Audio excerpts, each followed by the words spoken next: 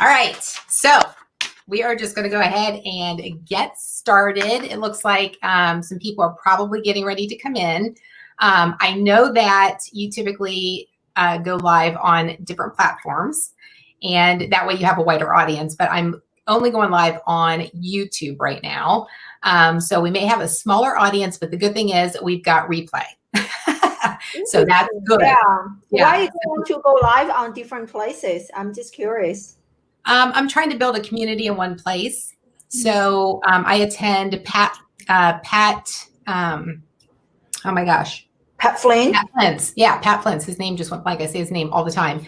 I attend his live streams most days, and he goes live only in one place. And it's amazing the connections that you can make in the chat and just the conversations that are happening in the chat as well. So I was like, you know what? I really like that. So I think I'm just going to build an audience like that. So yeah.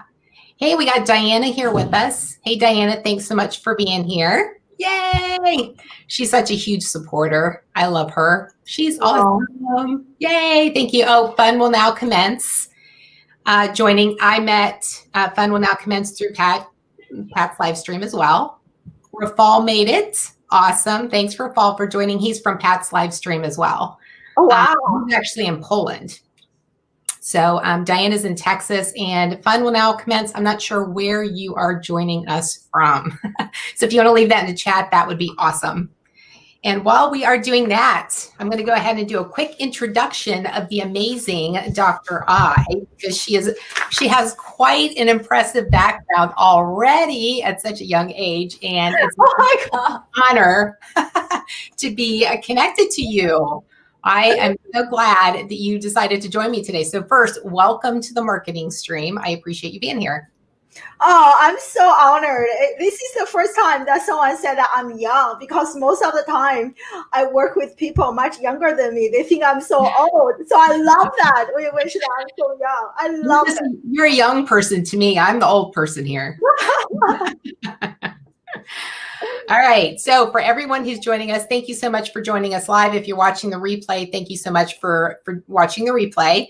Quick introduction. Dr. I is a professor turned entrepreneur. She taught in the classroom for over 10 years and has helped more than 2,000 students achieve career success. Dr. I, Addyson-Zhang, has been featured as a thought leader in education and social media marketing with over 50 media mentions, different publications, such as Forbes, The Today Show, Pearson Education, Entrepreneur, Thrive Global, Inside Higher Education, Search Engine Journal, Good Men Project, and numerous other media outlets, publications, live streaming shows, podcasts, and book chapters. She's actually been interviewed on 20 different podcast shows. So it is a true honor to have you here. Thank you so much, and welcome again to the marketing stream. Oh, thank you so much, my dear Vicki. I'm so honored to be here. So thank you. Yeah. Is there anything else that you would like to add to that introduction? No, that's great. That was a great introduction. All right. So for those of the people in the audience who are not familiar with you, if you could give us a little bit more of your background and how you started on this journey of becoming an educator. Yeah. So I grew up in China. I'm a first generation immigrant to the United States. And I left China because I hated Chinese education. So, and I did really well in college, high school, and middle school. My scores were pretty good, but I didn't really enjoy learning. So that was a very big motivation for me to come to a different country. And plus, I want to be away from my parents as far away as possible. I still remember I was looking at the map, which country should I go visit to study abroad? I was like, United States. And we're also far enough away, right? God also offers scholarships. So I came here when I was very young, 21-ish. And, I had never been to the United States before that, $200, 2 suitcase, and watched the movie American Pie. So I came here. Of all movies. Yeah, I went to Syracuse, got my master's degree. I went to University of Maryland, where I got my PhD. And a few years into my teaching career, and I started, the problems I saw and personally experienced in Chinese educational system, I started to see similar patterns in the United States and on so many different levels. And I really think our educational model is broken. And to make a long story short, like last year, I asked myself a very important question. And do I want to be part of the problem or want to be part of the solution? And I challenged myself to be part of the solution. So I resigned from my associate professor position after teaching in the classroom for 10 plus years and almost 2 decades in higher education. I left that position and decided to build my own school, which is Classroom Without Walls. It has been a life-changing journey, very challenging, but also very rewarding. I have learned so much and I have grown so much, not only professionally speaking, but also, who I am as a human being personally. It is such an inside-out transformation for me. Mm-hmm. Like when you said that you were evaluating whether or not you wanted to be part of the problem or part of the solution, and I'm getting chills again because I've mentioned this before in, either text or conversations with you, and I don't want to get on a rant because I could definitely go down that path of knowing that our education system needs a complete rehaul. And when I saw you start taking this journey, I was like, yes, she is doing something that should have been done such a long time ago. And the reason why I'm such a huge supporter of you is because you are disrupting the system. And it's something that is long overdue. And I see the change that you're making and how quickly you're making it, which means that others see that it's needed as well and that it's making a difference. Totally. I mean, just like I can mention a few studies, like for example, research has shown that GPA is actually inversely related to innovation. But when you go to schools, right, most parents and most educators, they're thinking about GPA, for those of you in different countries, grade point average. So pretty much our academic performance. But research has shown the higher the grade, the less likely that our kid is to innovate. But we all want our children to become innovators, problem solvers.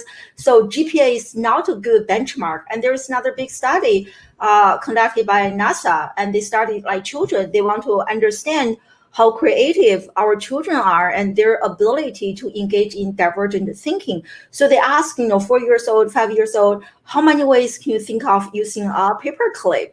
And the 4 years old, they were like this, and that, hundreds of. So they scored 98% in terms of, creativity, like genius, super genius level. So 5 years later, they studied the same group of children, and that number dropped to 50%, 50.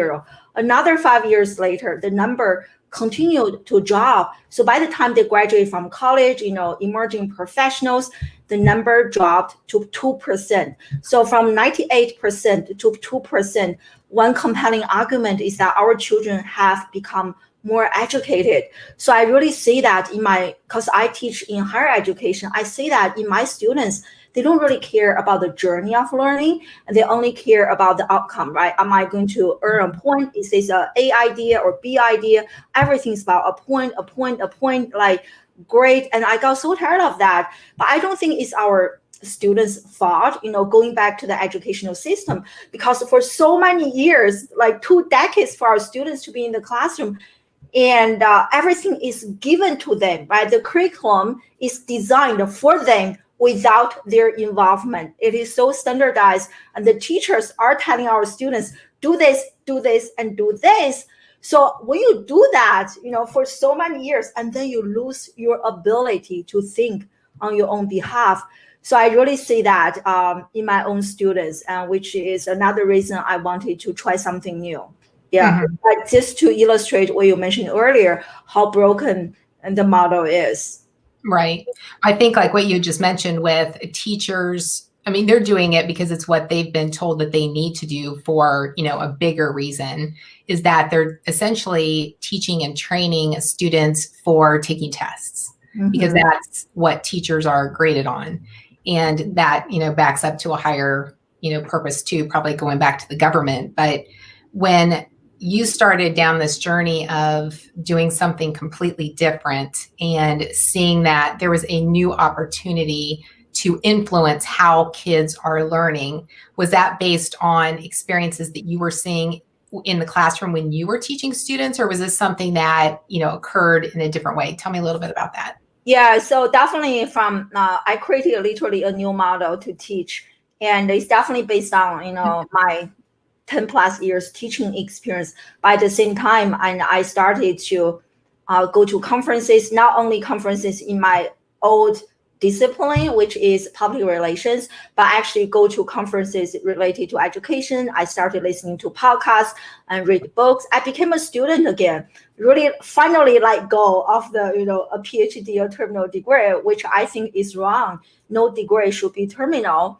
So I started to learn, and also at the same time, I started working with a few different brands, and I started to do more like consulting one-on-one. So like really based on my traditional teaching experience and my learning experience, and also working experience as an entrepreneur. So I consolidated all of them to create a different teaching and learning model. Yeah, and then you actually had your son on your show this past Friday, didn't you? Just kind of interviewing him, Aiden. Yeah. I had him because a really interesting story. So as I was going through kind of a hard time in my own position as a professor, teaching my classes, I couldn't figure out a better way to teach. And sometimes I wanted to make innovations, but it is very hard for me to change within the system. So at the same time, as I was struggling to make my own classes better, and at the same time, my own children, my older son, when he turned 7, he started to complain about school, right? And I don't want to go to school, and it is so boring. I'm not learning anything. It had become really hard to even get him up early in the morning. And so with all of that, and I decided to do something else. And my son, he's now 8 years old. He's like a different person. And so when I interviewed him on the show last Friday, and I asked him, how do you think about learning? He said that he used to think of learning as that you sit on the chair and you listen to the teacher, and very passive and listen to the teacher only. But now he sees learning very differently. So seeing his transformation and the transformation of the students in my own program, and I'm fully convinced that our children are perfect. What is wrong is the environment in which our children are operating within, and also the way that we're teaching the next generation is very problematic. Yeah. And there's so many different ways for people. I mean, we know this just from, our experience on, being online or being in person, and just the different media that's available today for us to learn. I think most of us are probably lifelong students. I know you definitely are, and I am too. I'm always wanting to learn something new. And it's just like with the kids, not everybody's going to learn from a teacher one-to-many in-person perspective. And, there's so many other technologies that I don't think teachers are leveraging, and understanding each individual child and maybe grouping them into smaller groups and say, okay, this group learns better through video, or this group learns better through audio or one-on-one. And I think not only from that perspective, but you're also honing in on these skills that are critical for life, and not just here, you need to take a history class because it was required from curriculum 100 years ago. We need to just continue down this path, which I think is good. Yeah, totally. So life skill is definitely a core component of what we do. And even I love how you mentioned, many teachers are not using technology to their fullest extent. I so agree. And they only use, each, like how I got started on my journey was like, I wanted to become a practitioner to practice what I was teaching in the classroom, which is public relations. That's how I became really active on Twitter, quite a few years ago. And then later I embraced Snapchat and, Meerkat, Blab, all those different channels, and eventually launched my very first live streaming show 3 years ago. The intention was to be a better teacher, is to really use technology to do what I wasn't able to do in the classroom, right? Like, I think the possibility of me meeting Seth Godin in real life and having an interview conversation is zero. Seriously, it's not going to happen, right? We're like parallel universe, never going to Even if I see him at a conference, hundreds of people, he wouldn't sit down have a conversation with me. But I think that is the power of technology and social media, right? You can really collapse time and the space to create this learning environment, and that's what I'm so proud of myself for starting that, even though I had no idea what I was doing. But when Facebook allowed us to go live, I dive in. I was like, I'm doing this for my students. I wanted to be a better teacher. And so students, through my live streaming show, they were able to network with Mark Schaefer, like so many amazing people, and to be on their own, like do an interview with them, informational interview. And to me, that is the power of social media and technology. It's now, but nowadays, like people are doing online learning, they only use computer, Zoom, for example, to deliver information. And I think that is a very basic usage of technology, and we should go way beyond to use technology as a way to humanize the learning environment, right? To make learning more personal, more relevant, more transformative. And that is how I have been using. And then going back to what you mentioned earlier about life skill. Yeah, life skill is such an important component. And we talk about communication, collaboration, creativity, critical thinking. So those are the 4 C's, which are important 21st century skill. And we also discuss emotional intelligence. Why? Because research has shown that EQ is 2 times more predictive of a person's success than IQ. Again, most parents, most educators are looking only at the IQ. We have so many IQ tests, but again, like it's that EQ. So here's a quick study, and then they study like top performance. So among the top performers, 90%, 90% of top performers are actually high on EQ. And among the low performers, only 20% of them are high on EQ. And even like CEOs who are really in tune with their own intuition and their own emotion, and they make better decisions and they generate more profit for their company. CEOs who are more intuitive than CEOs who are not. So like so many studies like that to back this up. So I want to make sure that our students are actually having the life skills, having the emotional intelligence to succeed in life, to be ready for the future. Yeah, I think that's phenomenal. Rafal had said, looks similar. When I was a child, that was so hard. That was so hard life in Poland. Right now, young people have everything already served. Totally. And then on the other hand, many of the students that I work with, and even the students in my program, when they come to the program, their heart is asleep, because for so many years, teachers are telling them, and nowadays there's so much information out there, and they are in that constant content shock, and teachers are bombarding them with, you need to do this, you need to do that. So they don't really go within to look at their heart and ask themselves, what is something that I'm really interested in? What is something that I want to do? What is something that I'm really good at? And so my program, we really help the students go within and to develop a more personal roadmap for them to become successful in life.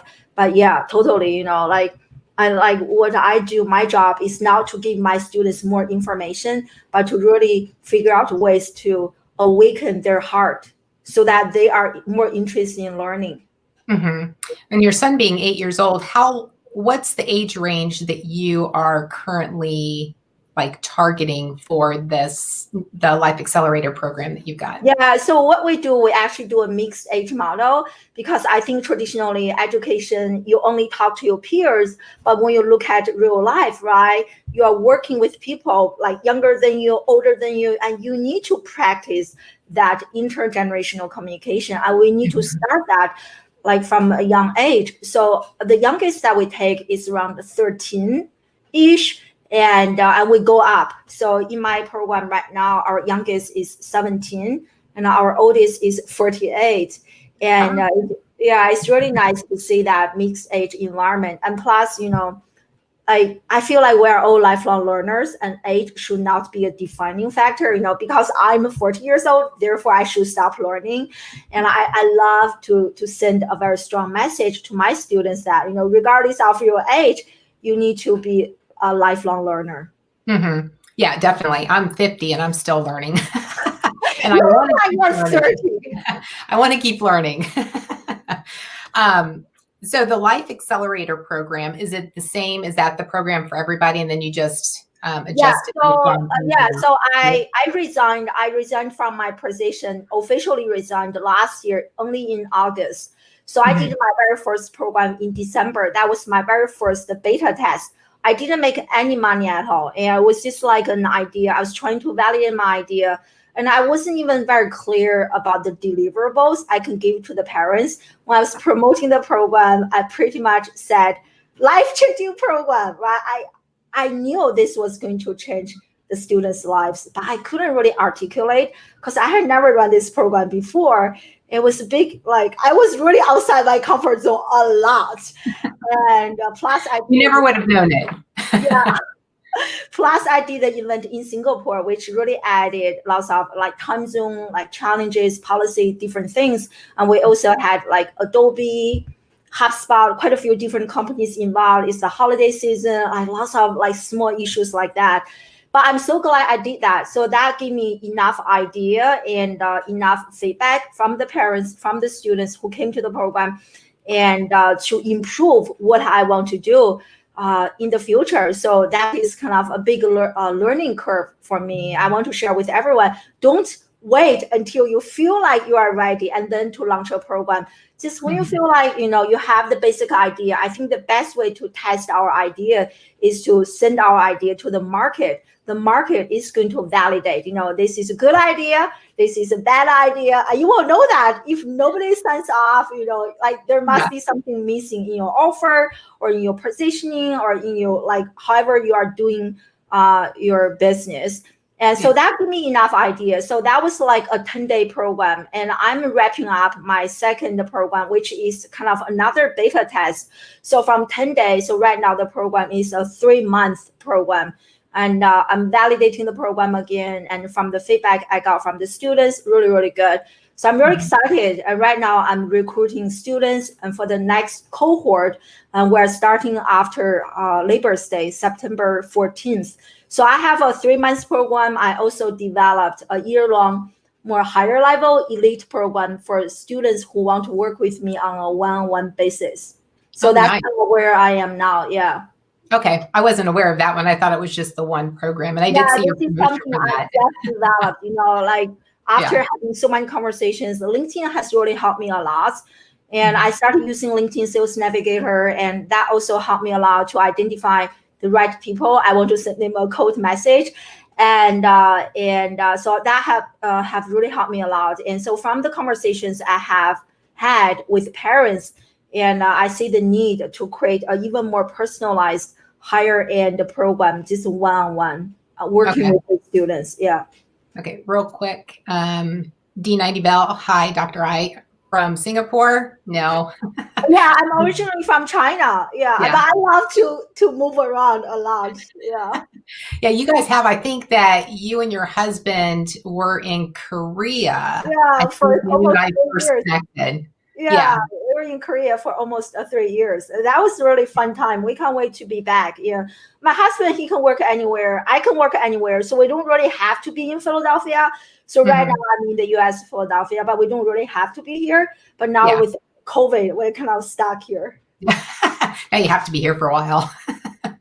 Yeah, I agree, Diana. So inspiring to hear about this. It gives me hope for the future. It really does me too. I think what you're doing, is just, I can see the power already. And I think one of the things I wanted to talk about too is the momentum that you've created over the past year, which is when I think that you had that pivotal moment when you were talking with Seth Godin about,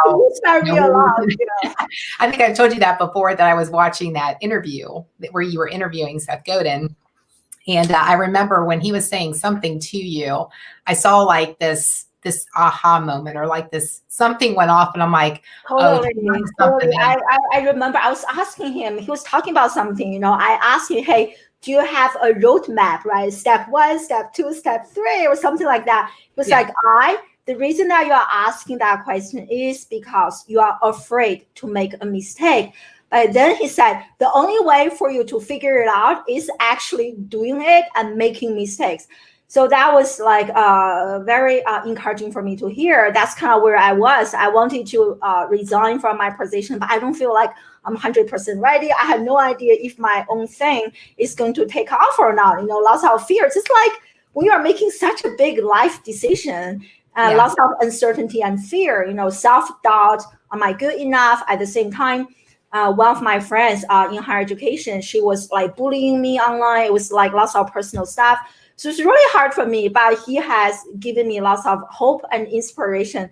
I'm so happy I finally, jumped and make that decision. And I wish now I resigned earlier, but everything happens for a reason. Yeah. Exactly. And I think ever since then too, I'm amazed by how quickly you move, how much information you put out, how quickly you respond on all channels, and the movement that you've made in your program in a year. So tell me about what you do behind the scenes that you can keep up that pace on all these different platforms and still make the impact that you're having on your students and the industry in general. Oh, you're too kind. I think I'm definitely also struggling, but I can share kind of my journey. So before I was on social media, and I think at the time when I first started social media, and I didn't really have a business, so I wasn't very clear about how I want to use social media and how I want to show up on social media. And there's no strategic planning, right? So now I actually have a business and I have to run it. And so I have become a lot more intentional, and I actually spend less time on social media compared to how much time that I used to spend online. Pretty much every single hour I was online chatting, looking at random content, chatting with random people, but I don't do that anymore. So like right now, I actually have like a strategic plan for my content. So my content is actually based on like what I'm doing right now. So right now I'm doing another launch. So we're wrapping up this current program. I'm launching the program again. So that is my end goal. So I want to make sure that every piece of content that I'm producing is actually in alignment with my end goal, which is to get students into my 3-month life accelerator program. So to do that, and I actually mapped out a 6-part live video training series. And so I think this is something that I want to share with everyone, which I totally ignored before, which is most people have no idea what you are doing. And it is our job to actually educate our audience who we are, what we do, and what is our program about.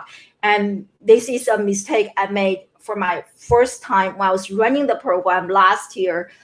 In December, I didn't really educate my audience, and even the parents who sent their children to my program this year, they told me last year they had no idea what I was doing. And so really keep that in mind, and repeating your message. Most people have no idea what you are doing. So really take the time to educate your audience regarding what you know and whatever your offer is about. So right now I'm doing a 6-part live training on education. So the first training is the real danger of an exam-based education.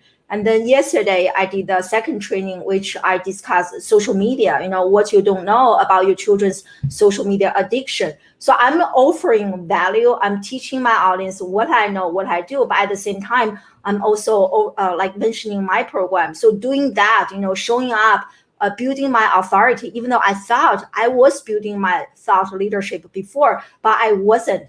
And even just like doing interviews, you do interviews, I do interviews. And what I learned is that doing interviews is not enough to build our thought leadership, because when I'm doing interviews, I don't want to show up as this, I know this, I know that, yeah, definitely, right? Yeah. So you actually want to highlight your guests, right, how good they are. So that's what I do. I really downplay myself, and to the extent that people have no idea what I do. So that was really missing. In my authority building content. So I like the live training I did really helped a lot, to educate my audience what I do. So that's actually show up as a leader to educate your audience, to teach your heart out and show them, this is what I know and this is my model. If you apply this, you can really future-proof your children. So that is something really helped me a lot. And I don't have hundreds of people watching my show. But I do discover for people who are interested in this content and they are watching, and even though they are now commenting, they will send me a private message. Hey, I have been following you for quite some time. The content that you are sharing really helpful, and I want to learn more about your program. And I don't really do any paid advertising. So most people come to me through my content. So I can't stress this enough, like good content that really highlight, like I think doing interview is great to build visibility. And but also on top of that, have more content that can really help you build your thought leadership as an authority in your own industry. And that has also helped me a lot. And other things is I think, you and I, before we went live, we're actually talking about choose one platform that we want to focus on. So for me right now, it's definitely LinkedIn. I mainly produce content for my audience on LinkedIn. So for other channels, I kind of contextualize the content a little bit for like Facebook, or oftentimes when I'm really lazy, I just copy and paste. But really, like LinkedIn is my ideal platform because parents hang out there. And most of the parents who are interested in sending their children to my program, I discovered are more like the CEO, like who are kind of high position. So those people, they actually hang out on LinkedIn. So LinkedIn is my ideal platform, at least right now. So I'm not actually all over the place, but like my content is anchored toward LinkedIn. So that has also helped me a lot. And also just really having that big picture. I'm here to run a business, not here just to have fun on social media. Yeah, exactly. That has really changed my mindset a lot, and how much time I'm actually spending online. Yeah. Do you mind if I also I discovered as I'm talking with like coaches and other leaders, I discovered many of them, they don't actually run their own social media. And I can understand they outsource some part of it, so that they can actually run the business. I think if I spend every single minute online, I wouldn't have time to create original content to show up to educate my audience. I wouldn't be able to develop my own framework. So yeah, just remember that. Yeah, that's interesting that you said that your ideal customers are on LinkedIn, because I would have thought that they would have been on Facebook, because you're targeting the parents of the kids who should attend your class. Yeah, so that's a great point. So maybe they are also on Facebook, but I think because this is with social media, the content that we're putting out attract the audience who are, the social media algorithm. So whatever that we put out, we attract those people to our audience. I feel maybe because I haven't really spent enough time and energy to really think and improve my Facebook content. So if I do that, maybe I will attract better audience, because I was investing my time and energy in terms of the content that I'm producing on LinkedIn. So LinkedIn is actually maybe mirroring my effort and helping me the most. Yeah. But that's a great point. Yeah. Well, it's interesting, though, that you and I saw that as different, because I was assuming one thing, but what you're seeing is based on the results that you're getting and the people who are asking you questions and wanting to register their kids up for your class. So that's actually a good point of not making assumptions on where you think your ideal customers are, but to actually do the research and pay attention, kind of test different platforms and see what works in response. So that's interesting. And you're talking about persona, right? So last year when I launched my program, it is called Entrepreneurship Immersion, because I love being an entrepreneur, and I think students are also interested in becoming an entrepreneur. So that was my assumption. So after I came back from the program, I think I also interviewed you, right? So I interviewed quite a few parents regarding, they're telling me what they're thinking about their children, their hopes, their wishes and dreams for their own children, and where they get stuck. Nobody, I think maybe one or zero, very few parents actually told me that I wanted my children to become an entrepreneur. They all told me that I want my children to have the life skills that they need to succeed in life. It's like, wow, that is interesting. So if, life skill is the word that is resonating with the parents, and I need to change my program's name. So I changed that from entrepreneurship program immersion to life accelerator. It's really about life, even though we still talk about entrepreneurship, running, building your online brand, this and that, but that is not the selling point. The selling point is what the parents are telling me what they wanted for their children. So definitely talking to your audience, don't ever make any assumption. So critical. Yeah, exactly. Well, that's interesting too, because what it's called now, even though you're probably originally gearing it towards, like you said, an entrepreneur program, because it's called life skills now, it gets other people thinking, not just as themselves and looking for something for their kids, but now it's more applicable to a wider audience, because what you're teaching is not just how to become an entrepreneur. That's a byproduct of what you're teaching them. What you're teaching them is how to better prepare them for life, which they don't learn for the most part in high school, or like even in college if it's an elective that they take. Oh, totally. Yeah. I mean, we have students in our program who have never heard of Google Doc, Trello. They have no idea how to use Trello, Evernote, and Asana. Well, I teach my students some of those really simple tools and to collaborate. And even because I do have a global network, so under the component of life skill, we have communication and collaboration. So for example, and I actually invited my friends and students from Singapore to actually practice communication and collaboration with my students. Instead of the traditional classroom, you only memorize the definition. So that has been a really nice, and the students, they were able to use that for their, internship applications, this and that. So I love that. Yeah, definitely. Yeah. Yeah, and what you're teaching too is also something, because it's more interesting to them. They're choosing to go through this program, which means that they have an interest in not just learning, but bettering their skills to prepare them for whatever life has to offer, whatever path that they choose to go down. So, and that's something that, and our tagline is, we teach you what schools are not to be future ready. Yeah, and I love that. But I love everything that you're doing anyway. So I'm probably your biggest supporter outside of your. You are, absolutely. Yeah, it's so interesting, right? And I do. I love it. Yeah, and when I think for me, and coming from that academic background, I wasn't really good at selling stuff, and I wasn't. I think it was a big weakness that I had to really work with coaches to improve, because in education everything is free. I mean, other than salary, we get paid, but we do so much service, right? Like I was being brainwashed. Everything I do is like service. You just have to serve. When I was a teacher, I served on like 10 different committees, like school committee, national committee, global committee, serve. And if you serve a lot, and on top of that, if you are broke, I think, and then you are a good teacher. So from that mentality, I think that is something I really have to work on to get myself out of that, to learn that I need to charge people, and then seeing the transformation in the students from inside out. And parents are telling me this program is priceless, and that has given me so much confidence, to show up as a leader and just like, to charge myself. This is a value exchange.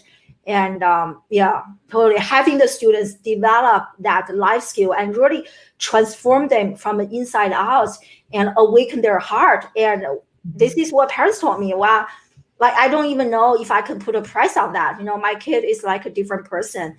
I think also learning to focus on the product or service, on ways that we can make the product or service better, and the money will come as a byproduct. So anyway, that is. I love that you're saying awaken their hearts. Like that's a great way of putting it. Fun will now commence. I'm glad to hear that Dr. I mentioned critical thinking. That is a very important skill to have. It really is. And I don't know of any classes that prepare you for that. The only classes that would even be like kind of a side class would be math and science, because those are the ones that actually kind of push that thinking. But if somebody's not good at those two skills, they still need to have critical thinking skills. Totally. And it's very hard to learn to develop our critical thinking muscle by being in the classroom, memorize, a few definitions, doing a few exams. And you really have to learn this in real life. One model I use in my school when I design the curriculum is the 70-20-10 model. So what that means is that for any transformation, This is really well known in leadership and development. So for any transformation to happen, from where they are, point A, to where they want to be, point B, there has to be a journey, right? So for that journey to happen, only 10% comes from traditional learning, reading a book, watching a webinar. That's why I think if our children or if whatever, as an entrepreneur, our classes are only a bunch of pre-recorded videos, I don't think those classes actually work. But that's only 10%. So 20% has to be social learning, mastermind, like group, peer-to-peer discussion, having a conversation with a coach or mentor. So that's 20%. And 70% is experiential learning, application, real life application. So I think, especially with critical thinking, it's very hard to learn that and to build that muscle by taking a class. You really have to be exposed to real life and then to develop that critical thinking ability. Yeah, I completely agree. Diana said going from service to sales is hard. Very hard. Yeah. And you're somebody that I think you would agree with me is that you're like really transparent too. And you share a lot of the emotion and the journey and just the struggles that you've gone through, along the way. And I think some of it's been on LinkedIn, but I know that you share more in like your Instagram stories and just, you're very open with people on what you're going through, which I applaud you for that. I'd be like, and I'd red eyes and makeup all over my face. Yeah, maybe awesome. Sometimes. Yeah, but definitely, I want to document this, right? Especially the early years when I was thinking about reinventing myself, I think I definitely had videos of me crying, like didn't know what to do. And it's definitely a journey. Yeah. And like being on this journey, like I think the best outcome for me to embark on this journey is how much I have transformed as a human being. And to me, that is really priceless. That's why I love entrepreneurship or starting a business. That's pretty much how I'm educating my own children and even at my own school. And every component is completely project-based learning. They do so many different projects. And I think doing is the best way to learn something and internalize that. Information does not lead to transformation. And you have to, information plus application lead to transformation. What do you think's been your biggest transformation for yourself? Like what you've gone through in this journey? I think definitely internal, like 100%. Entrepreneurship, education is an inside-out journey. The more we transform the inside, the more we transform the outside. I truly believe our external life is a mirror of what is inside us. And that is the biggest change, from showing up like, who am I to do this? Can't actually do this. To now, when I have conversations with parents who are interested in the program, like my confidence level, even how I talk, my old me would be saying things like, "Oh, I think probably I can help your daughter, maybe." Or would you not having the confidence. Yeah. Would you consider working with me? Maybe. Now I show up like I'm confident I can transform your children from the inside out. When do you want to start working? So very differently, like just I feel so good and I know 100% I can help them. So it's this internal, building my confidence, moving out of that, who am I to do this, feeling like an imposter, all those things. But actually now I show up as a leader and so this internal transformation is huge. It's huge. It's the biggest thing that, I love this internal transformation. Yeah. Oh, that's awesome. What do you think's been the most successful marketing that you've done for Classroom Without Walls? Like, has it been just posting on LinkedIn, or what has been like, if you look back and say, okay, this is the thing that's worked the most, I need to keep doing this, what would it be? So definitely, I think first, and for every business, when you think about our target audience, where they are, their pain points, and where you want them to be, their future state. And there has to be a bridge. And I think we need to develop our own model or pathway or methodology. What is the model that you are using to help your client to make that transformation? Like in my case, from feeling lost, from confused, don't want to learn, to become future ready. So I have my own model, which is an iceberg model. I feel like this is something that is missing in many people's business. They don't really have a pathway, and they cannot clearly articulate how they are facilitating that conversation, which makes selling very, very hard. If you can't really clearly articulate what you do in like one sentence, a few words, 3 sentences, your audience is not going to pay attention to you. And what I learned is having that model, developing that pathway has made a big difference. I can even tell from the people who come to my podcast interviews, and oftentimes when I ask them, hey, how do I do this? They couldn't really clearly articulate, just do this, and that. It's very hard to scale. It's very hard to sell. So now I have this model eventually, and I'm going to train a few other coaches who can use my model. So it's now me that makes the transformation happen. It's the model. The model works. The model is tested and is proven and can facilitate that transformation. I think number one, that is missing in many people's business, and which it was missing in my business last year when I was launching the program. And so that is number one. Second tip of advice I want to share with everyone is actually, once you have that model, really show up to build your thought leadership and authority. And you cannot do that by commenting on other people. You cannot do that by sharing other people's content.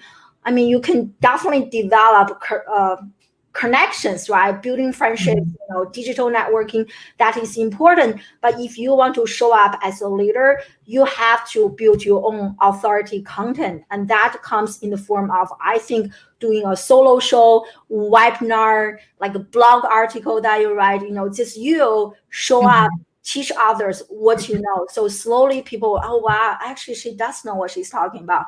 So actually do that. And then you can cut off all the other, if you are really limited with your time, I think you can spend less time, engaging, commenting on other people's content, which I think is also important. But if you only have 1 hour, I would definitely invest that 1 hour in developing my own original content. What can I teach to build my thought leadership? So once you have that, and then you slowly build your community by commenting and engaging with others, because content does need a community to grow and flourish, right?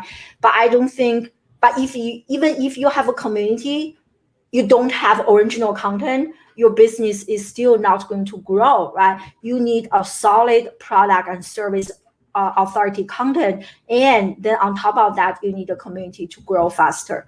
So just those 2 tips of advice, that really helped me a lot. You said it early too, in this part of the conversation, that it's the emotional side of it that's actually going to trigger somebody's attention to draw them into whatever the product or service that you have. Like you said, there are students who are like frustrated, they're confused, they're bored.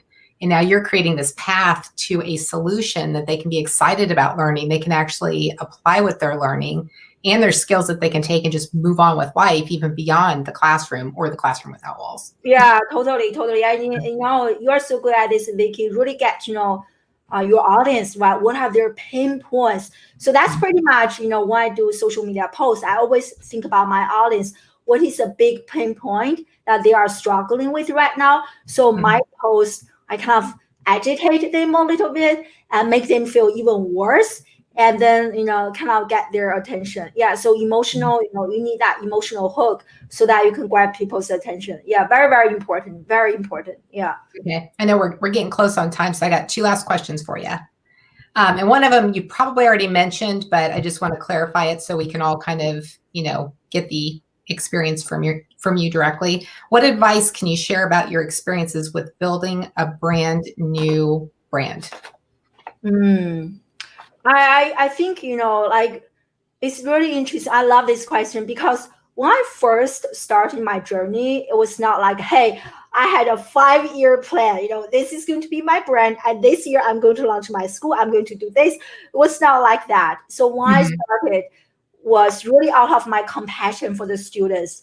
I knew the old educational model was not working. And I was like, what can I do to make the situation a little bit better, right? So that's why I started my very first live streaming show with the hashtag Classroom Without Walls. But back then, that was only a hashtag. I only wanted to be a teacher. So I think it's for people, don't feel like you need to have this 5-year plan. I don't think that's how you run business.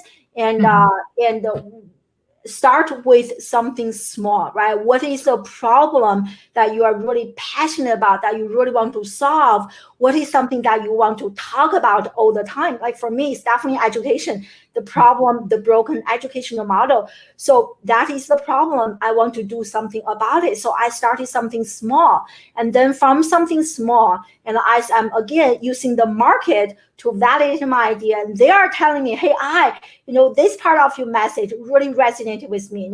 Classroom without walls was such an interesting notion, right? Building this online classroom.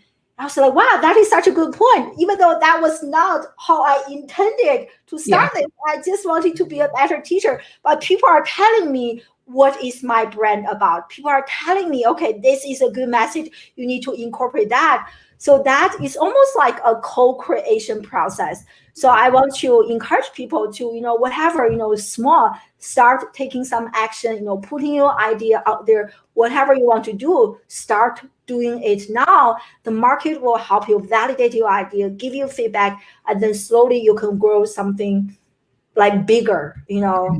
So that's kind of the first step. Just take the first step, take some action, find out what reaction you get, how well people are embracing it, taking action on whatever you're sharing, and then kind of take it from there. I agree. You really can't come up with a 5-year plan, especially now with everything changing so frequently. If somebody started a business at the beginning of this year and had a 5-year plan, they can just throw it out the window. 100%. How you just can't plan that far ahead of time. So what you can do, going back to what we mentioned earlier, stay ready, right? Like lifelong learner. Like that's what is something that I'm really good at. As I'm like putting out content there, I'm also learning. I'm learning from people like you. I'm learning from people who are on my show. I'm reading books. I'm always learning. And then so learning helps me see the trends, what is coming. Yeah. Yeah, it's extremely helpful. And everybody that's here, if you could, before the end of the show, hit like if you like this interview. And if you're new here, don't forget to hit subscribe. I appreciate you joining us. Last question, Dr. I, what is one thing that your target audience doesn't know about you, but you would like them to? One thing is I'm actually a long-term meditator. I love meditation. I don't know how many people actually know that. And so nowadays I have been doing meditation every morning with my own children. And they give me great feedback. My older son, he will tell me even today, I feel so much better after only a 20-minute meditation. And I get so much better. I feel so positive. I actually did a reflection with him. So one day, by the end of the day, I was asking him, hey, Aiden, how's your day? He was like, wow, today felt so good, so positive, just like in the flow. I was like, wow, what's the difference? And what made the difference? And he told me, we meditated today.